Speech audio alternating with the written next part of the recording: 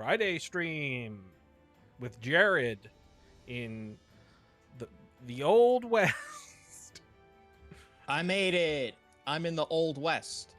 Roping and riding. How many? So listen, you live day to day in old New York. Was once New Amsterdam.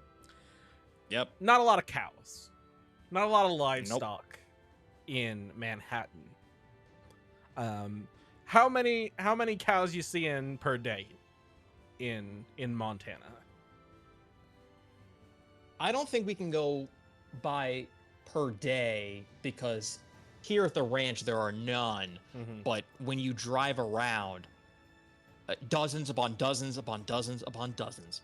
Yeah, I grew up in rural Delaware, and I don't want to blow your mind. A lot of fucking cows. Yeah. A lot of goats, a lot of sheep, a lot of chickens. So many fucking chickens. Way too many chickens. But it's Friday, and we're playing some Granblue Relink. What the hell's that?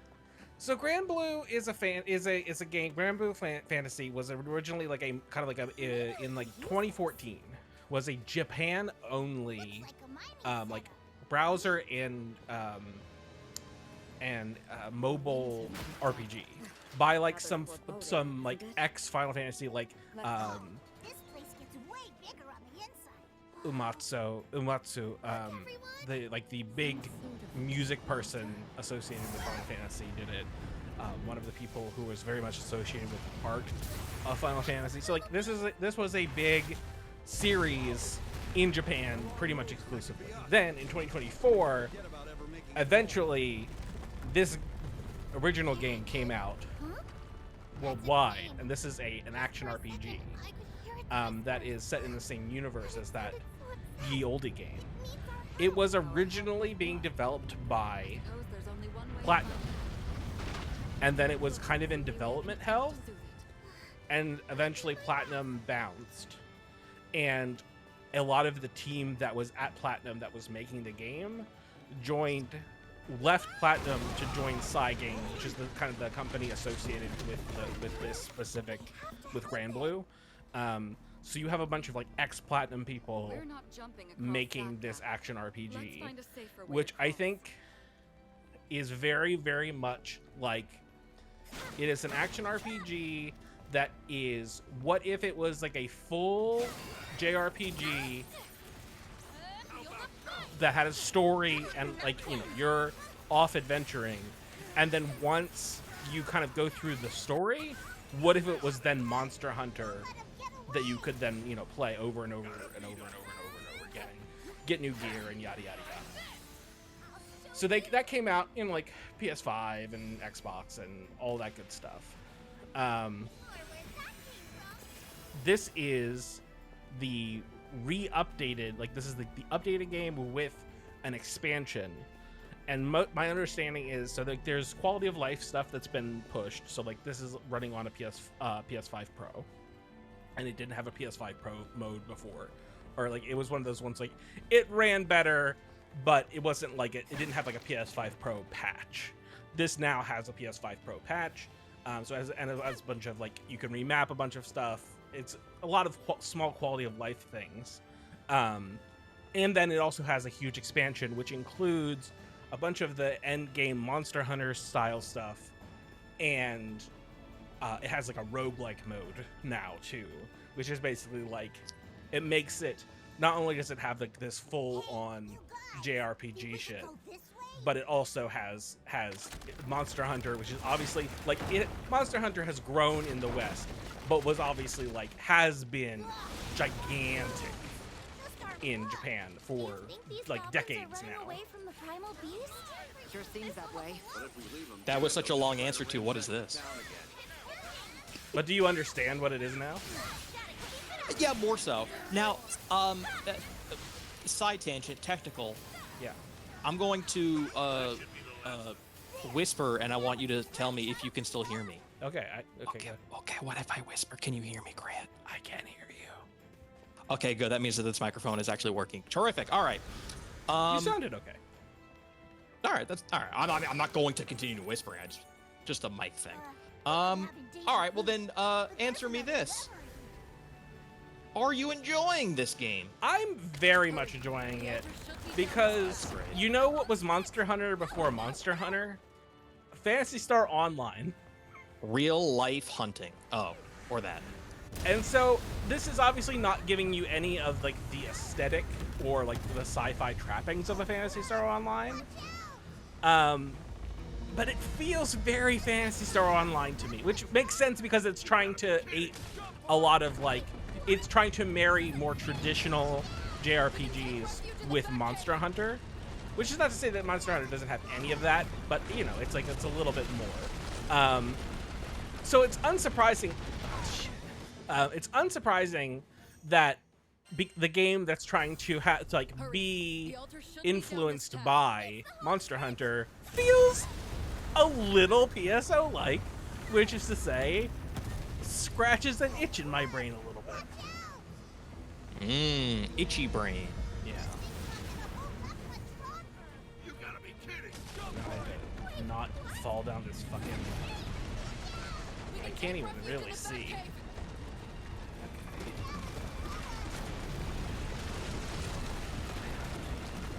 Nope. I figured I would try to get over there. How's Montana? Hurry. The altar should be down this path. Same old, same old. Not much has changed here. I'm just, I'm writing for the site. I'm watching some movies and some TV shows. And the only games I've been playing is I beat Star Fox, the new one. You gotta be kidding. It's fine. It's it's mostly Star Fox 64, right? But like they've expanded it a bit, but it's mostly just that game. There are some new things. Obviously, there's new cutscenes and new story beats, but there's like new multiplayer stuff. It's fine. I also played through Kirby Star Allies for the Switch, and that was very enjoyable. And what's that one? It's like co-op focused, but obviously it's single player as well. You can just have the CPUs do things, and it's all about like combining powers. So it's like you need a flaming sword to cut a rope bomb, and then it cuts it and then lights it, or you need like an electric hammer to smash a button and then power the button to open the door. So it's all about like throwing little hearts to capture enemies as your CPU or real life co-op friend, and then you solve little puzzles, and then you battle bosses, and it's like a little cute platformer, and you can like give each other little hugs and kisses to share health. Hurry. The altar Okay, should be down this which is path. It's adorable. Which is a thing they do in other ones, right? Other co-op Kirby's, because like I'm only really familiar, like deeply familiar with like the platformers, the regular ass platformers, and like the canvas curves. Yeah, so I mean, this is a regular platformer. Like every now and again you'll get like a in the sky airplane shooter kind of thing. It's a little more freeform, but it really is just like you can just play it single player. It's the same sort of level based platforming, and your little friends, you can swap them out, and oh, here's Meta Knight helping me, and oh, here's Chef whatever, and here's all these other wacky characters. Too many close calls. Yeah, it's a delightful little game. It's just a great 7.5 out of 10. And that was a Switch 1 original? I believe it is Switch 1, yes. Okay. And then recently, as of today, I'm playing a game that I want to write about for next week called Singularity. Okay, tell me about Singularity. Singularity is Ravensoft under Activision in 2010, before they started joining Call of Duty. Yeah, before they were relegated to the COD mines. That is correct. And they basically said to themselves, what if we made Half-Life 2 Episode 3, but we set it in Russia? And not only can you do like gravity gun stuff, but you can do like time manipulation to like slow down, but also like go back and forth between 2010 and the 50s, and it's all set in Russia. And it is a hoot. It's like Titanfall 2 single player campaign. It's like one of those where you're like, oh damn, this is fucking good. People fucking love Raven. Like people are like, they talk about like the best first-person shooter studios of all time. People are like, Raven is up there. It's like they are in the conversation for the greatest of all time.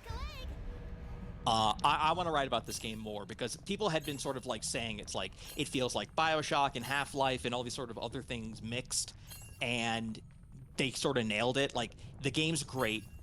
It's not like a 10 out of 10, you know. It's like the level design is fine and the enemy variety is okay and the guns or whatever. But like the ideas it's sort of playing with and the abilities it sort of doles out, the pacing, the story, like it is just one of those like, damn, this is way better than like a lot of games coming out at that time. Why did no one like shake me to get me to play it? People were like very enthusiastic, but it took 16, oh, Jesus Christ, 16 years, my God, I'm so old, to finally play it on Steam, and I'm like, fuck, man, I should have played this 16 years ago. Well, because I'm sure it was a PC only? You know what? I'm at a computer, why don't I Google it?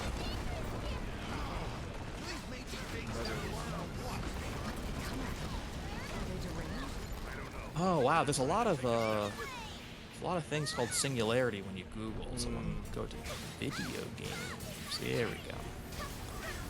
It came out for the PlayStation 3, the 360, and Windows. Too many close calls lately. Lyria, are you hurt? No, I think And it got Walter's a pretty good reviews. Hope we've all got her. What are we talking? Like an 80 average? And now, I'm gonna go to Metacritic. Lose it, folks. It should be on the. It should be on the Ceaseless Wikipedia. rampage. Suffering a great deal. Most games have the Metacritic. 79. Okay, so yeah, it's like good. Yeah. Giant Bomb 4 out of 5. IGN 7. Game Informer 8.5. GameSpot 8. A lot of B's, a lot of B pluses. The Escape is 4 out of 5. Yeah, it's it's a very good one of those. Okay. And that's it. That's all I've been playing because mostly I've just been watching stuff and doing stuff. So Watching. What have you been watching? Man, what have I been watching? gonna fall off. I caught up with some horror movies that came out and really did gangbusters at the box office. Backrooms and Obsession both beat Mandalorian and Grogu. Well, but Like- like, come the fuck on. Like, who wants to see that bullshit? Well, I watched Obsession, and that movie's great. That movie is a horror film about young kids, you know, in weird love triangles, and one of them makes a wish, and it goes poorly. Yeah. Stop me if you've heard that premise before. Something goes poorly. In Yeah, a you horror make film. a wish and then the monkey's paw curls, but this is a That's willow, right. a willow branch or whatever. So like it has broken containment in that like I have gotten very much like normal people who are not like horror movie freaks. Like normal people being like, I saw this movie, Grant, and it's so good. Yeah, it's very good. I think the reason is because it's sort of like Must be a lot close of to eye the of storm. Be ready for movie fight. is little memeable clips of this woman who like loses her mind. Right. And I feel like that kind of got the box office ratcheted up. It is worth seeing if you're into that kind of stuff. It's very good. I looked into it. Um, It's currently like $20 to rent and $25 to buy digitally, and I'm like, I'm gonna wait for that to come down, but I'll see it. I definitely think that most people for most movies should wait until VOD it comes down to $5 or Yeah. it just hits a streamer. Yeah. Yeah. Yeah. It's like when it's like, you know, $4 to $6 to see it. Yep. I'll see it. That's the sweet spot. Yeah. Either it comes to a streamer you have or it hits $5. That's Yeah. like perfect. And the other movie I saw is Backrooms, which is very much fueled by YouTube and Reddit. The kids I'm love sure you've the seen the Backrooms. meme. People love it. Oh no, they do. They really do. You've seen the memes of like, oh shit, I no clipped out of this place and now I'm in the back rooms. Yeah. Yeah, but it's I feel like it's people who are probably like 15 years younger than us lost their fucking minds about that shit. And it's not that different than like a creepypasta from like when I was in like college or slightly out of college, where like what if reality had like mad cheat codes or whatever, like that kind of shit was going around before the Backrooms blew up. But it is very much like the Gen Z version of that shit, of that kind of creepypasta. Stay on your toes. And I would say that the young man who made horror shorts on YouTube Right. of this premise did a really good job, and it compelled A24 to give him a shot at making a feature when he was 17. I'm sure you've heard that story a lot. Yeah. And so the movie itself it's pretty flippin' good. Like, goddamn, this teenager made something that's like legitimately good. It's not like like Aragon is like a fantasy novel written by like a 13-year-old, and people being like, wow, this is pretty good considering he's 13. And then you read it as an adult and you're like, this sucks. Like, it's impressive that a 13-year-old wrote this book. Like, it's impressive, but I don't want to read this. We're going to save you. Yeah, I would say that the movie is good. I enjoyed it. Okay. It's a spooky, great time with legit A-list celebrities, like actors who have all been nominated for acting awards. Like, it is very well made. It is visually striking. It is fascinating. The script needs work. He had a co-writer help him. I feel like the script needs a lot of work, but you're not watching the movie for the script. You're watching for the vibes. Right. And Especially it like a horror delivers. movie. Like, horror movies often aren't like, would not win a script award, like a writing award. But you'd be like, oh, well, this is like a really impressive thing that has like a great pacing, or like, man, this imagery is so spooky, or whatever. It is rare for a horror movie to have a great script. Get Out by Jordan Peele won the Oscar, deservedly so. So it can be done. I think Obsession has a very good script. The Backrooms is a visual feast. It is mostly just for the set pieces, for the visual design. Yeah. And that stuff he nails. That's cool. Because I will sometimes like, people will talk about a horror movie, and I will look up the synopsis on Wikipedia, and when you just read the plot points, it's like, that's the dumbest shit I've ever seen in my entire life. Yes, but sometimes you go in and you want the dumbest shit. You know what I mean? Like, sometimes it works in its favor. Yeah. Good shot. And that's the whole thing, is like, you see like a horror movie, like, it doesn't necessarily need to make a ton of sense to be good. No, and I think this film in particular, Backrooms, it is very much like you're not getting an explanation. Yeah. Like, Which is good. Don't do that. Don't explain it. yeah. No. There are characters who sort of like, in a very poetic way, sort of explain like what they think is going on, and that's sort of like the best you're gonna get, which is like, the Backrooms is a place that is just between time and space that tries to remember reality, but gets it wrong because your memories are sometimes faulty and wrong. So it like simulates what's going on in these characters' lives and their backgrounds. It's like So AI, where it's like this kind of is like the person that I put into this machine, but it's pretty fucked up. Why does it have 8 fingers? No, I mean, maybe you could. I mean, yeah. I mean, I'm not gonna say you can't interpret the movie to fit that narrative, but it definitely is like traumatic events like from a long time ago. It's like the Backrooms like tries to mirror what the room was like, or what the feeling was like, or the visuals or whatever, and it like kind of gets it mostly wrong, but in like a creepy way. Right. But like just enough where the characters are like, wait a second, like, did I have deja vu? Like, they're unsettled by how uncanny these like rooms filled with furniture or like clothing or Christmas things. Like it always like kind of brings them a little bit into their past, but in like a really goopy, fun, creepy, horror, haunted house kind of. Power is starting to flow. Okay, that sounds good. Yes. Oh, go ahead. Do you still have more? You have more that you've been watching? Did the demon pony just Oh, I mean, I was gonna say I saw Mandalorian for After all, Is Are you it suck expecting ass? something different? You can tell primal beasts will it's like a season of the show, and for like half of it you're like, oh, it's like a good season of the show, and then it like falls off, and you're like, And you're making the jerk off motion to Jon Favreau over and over again. yeah, it's ultimately forgettable. alongside Skyblood. This is how you And bring Star Wars back. Star Wars has been out of theaters for like we're now like getting close to like the better part of 7 years?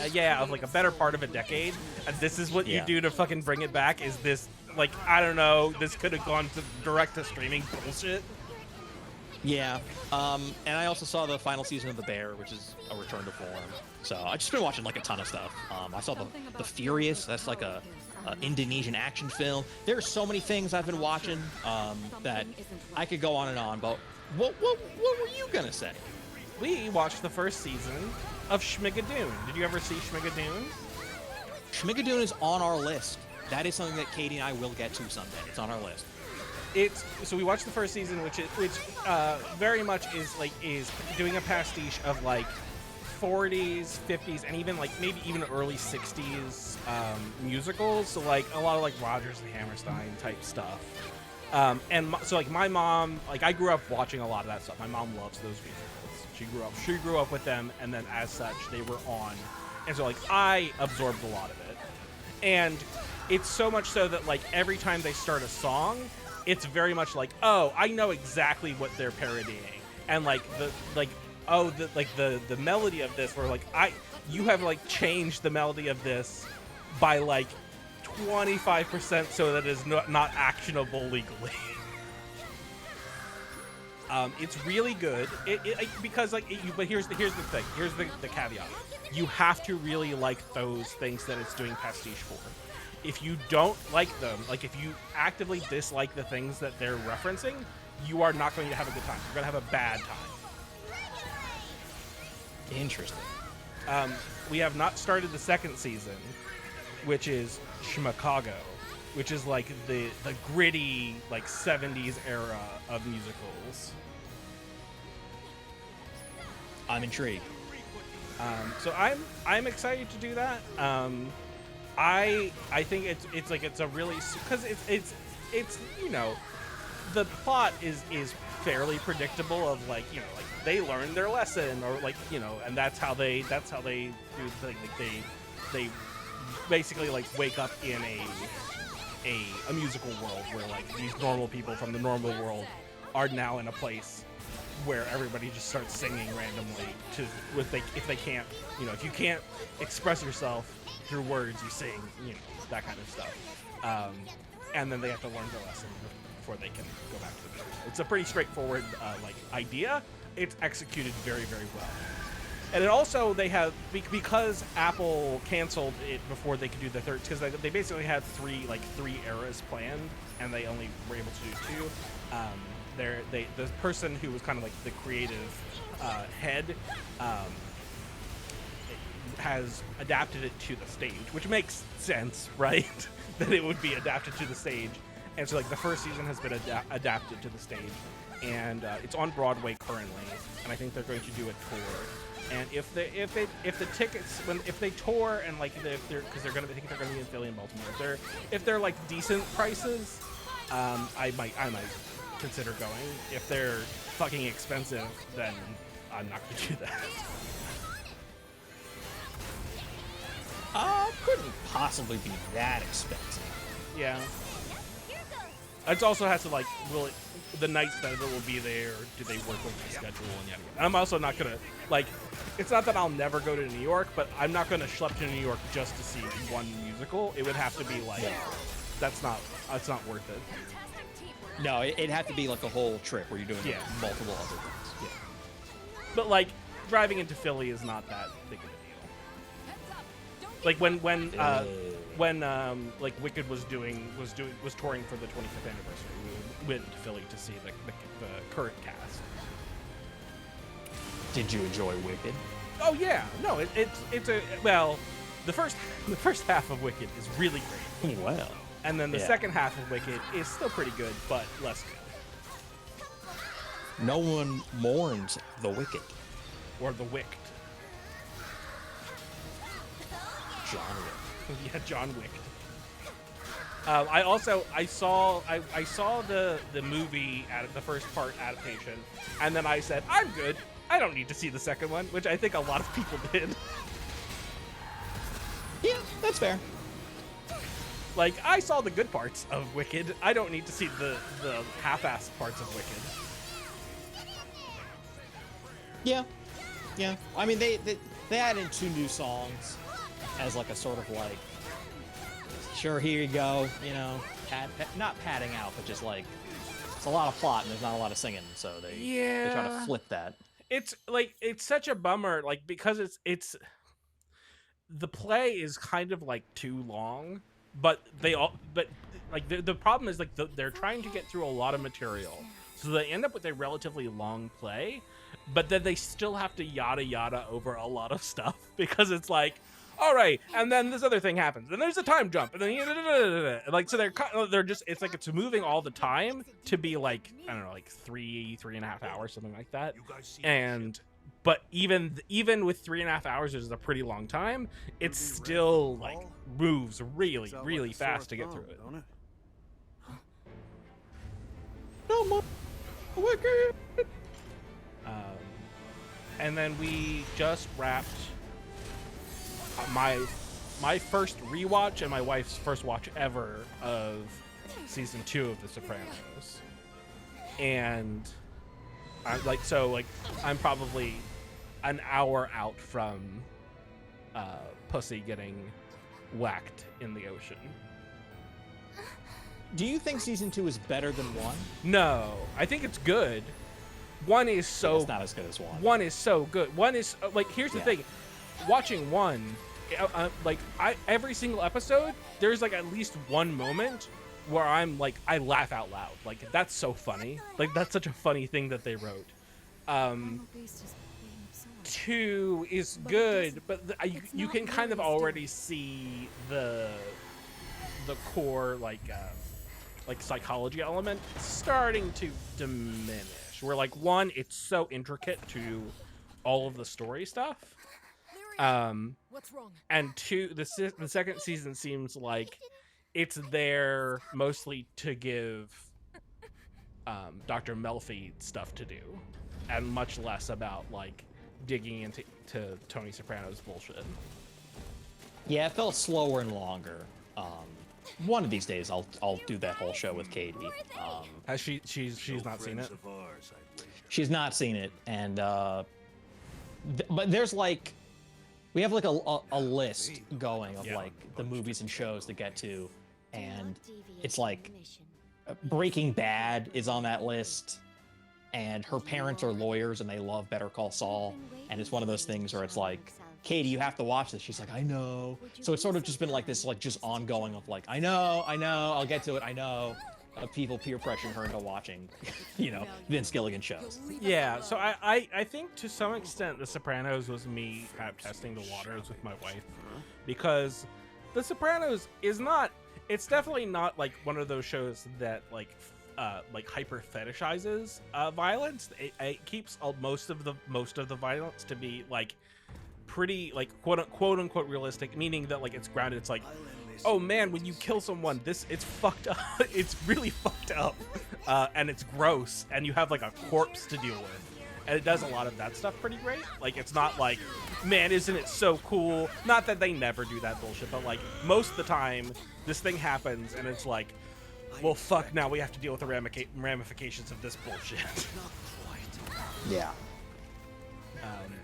It was good, and then my wife also, when the spoilers for this almost fucking 30-year-old television program, but when Janice shoots Richie Aprile, my wife was like, oh hey, I all of a sudden think a lot more about Janice. Like, I previously had a pretty negative opinion about Janice, but it's pretty cool that when he hits her in the face, she shoots him in the chest.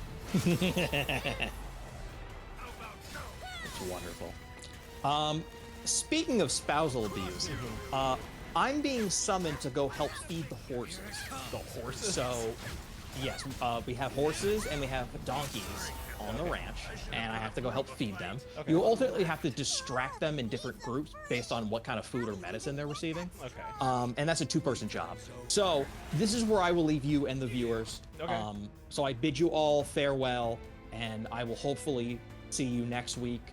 Continue to read the website for excellent articles And I say that because I wrote them. And you tippity type on those. Go enjoy your horses, Jared. I won't. There's a lot of bugs out there. It sucks. All right. Bye-bye. All right. Bye, Grant. You okay, buddy?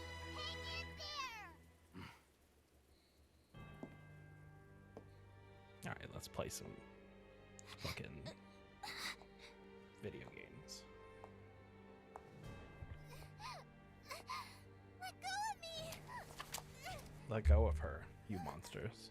So we finally meet.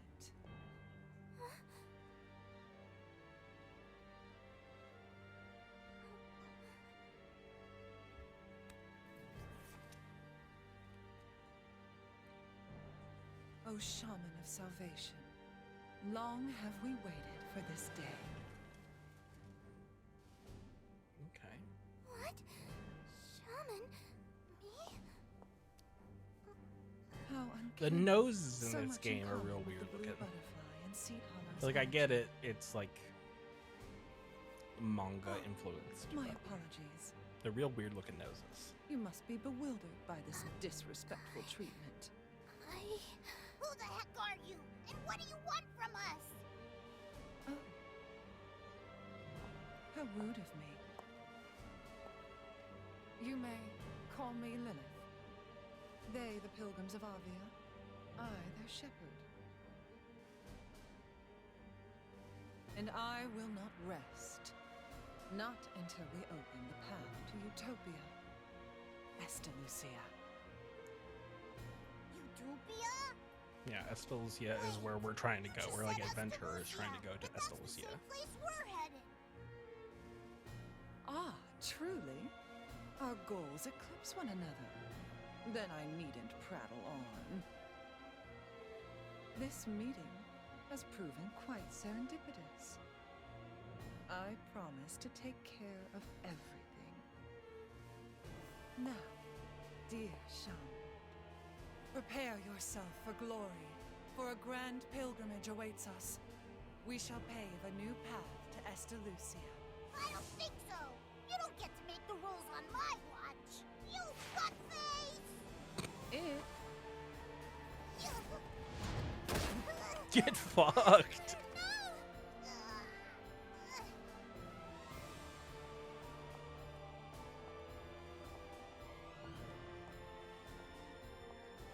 That little dragon got fucked up. Come, let us return. Ma'am!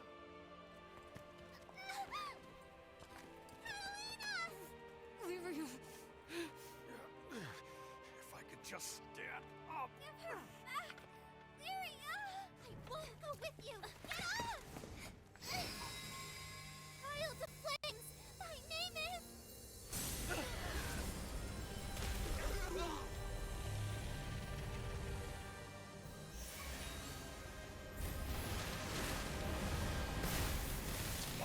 Oh no. So Bahamut is basically her big summon. And the game starts with Bahamut absolutely fucking shit up. Let go! Help me!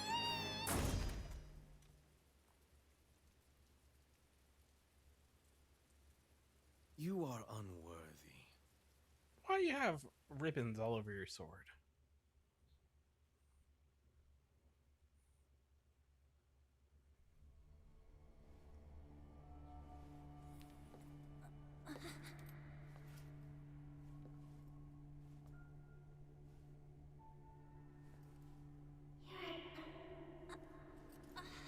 Question mark, question mark, question mark.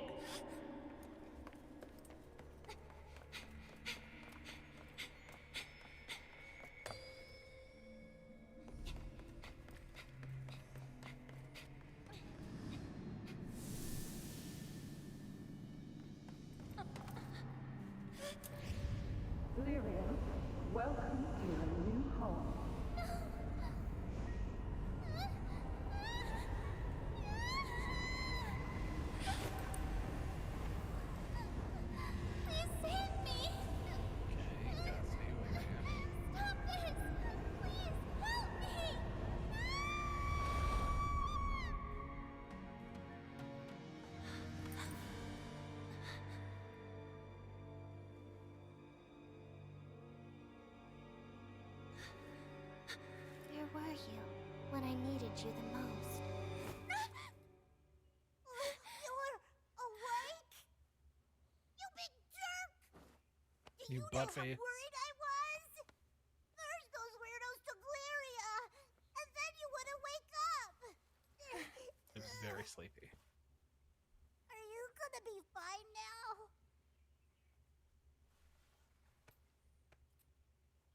Good. In that case, better let everyone know you're up. Cat's been beside herself.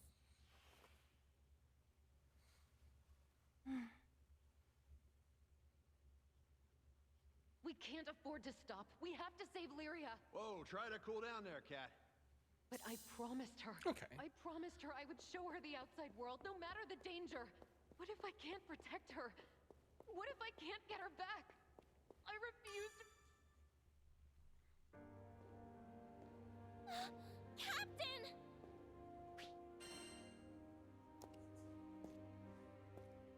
Glad you're back on your feet. You scared the hell out of us. I'm sorry, Captain. The voice wasn't acting in this strong enough to game, I protect would Lyria. say, pretty uneven. Maybe the worst part of the game so far. Good news, folks! I got a lead on those ruffians who ambushed you. Really? Where did they take her? Tell me right now or else. Jeepers! Calm down, Catalina. Is that any way to say thanks for the help? Of course. Sorry. It's quite all right. I know exactly how you feel, Catalina. With all you did for us, it's only fair that I do my part to help you. Besides, looking into the Church of Avia was fairly simple. A church? They did call themselves Church. pilgrims. Oh! How are you feeling, Captain?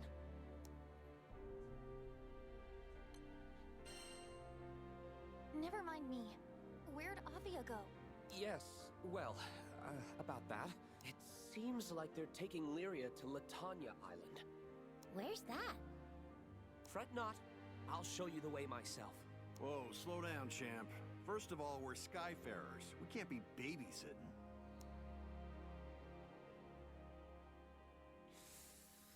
Point made.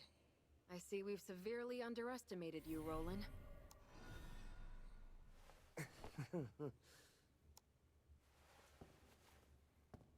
Look, the Church of Avia grows bolder by the day. They used force in Tempeal and abducted Lyria, an innocent traveler. I cannot sit idly by and allow such deeds to go unpunished. I'm quite capable of handling myself in a fight, and will do my best to aid you. If I may? Metal Gear. Yeah, he has a big Otacon in it. Every Skydam's got a bad bunch. If you're offering to help us with them, I won't say no. Now, about your ship. You know, the really big blue one? The Grand Cipher. Yes, that's it. The repairs on the Grand Cipher will soon be completed. I did a little work on it myself, and just wait until you see what I installed. You what? Rackham is giving me Freddie Prinze Jr. vibes. Silly me! I must have been rambling about something else. Moving right along. I took the liberty of procuring a new weapon and some armor for you, Captain. Your current gear has certainly seen better days, after all. Sweet! That's real nice of ya. I hate to imagine Folka's fate if your crew hadn't shown up when it did. These small tokens of appreciation are hardly enough to convey our gratitude. Well, thanks all the same, Fix-It Dude. Fix it, dude. Roland. We're grateful for all you've done, Roland. All right, let's get a move on. Sure. Let me pack my things and I'll meet you by the dock. See you soon. Deuces.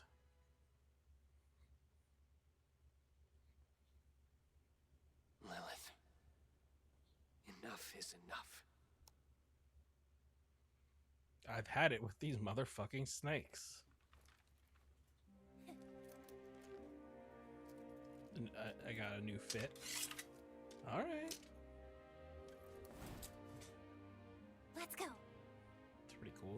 pretty good looking.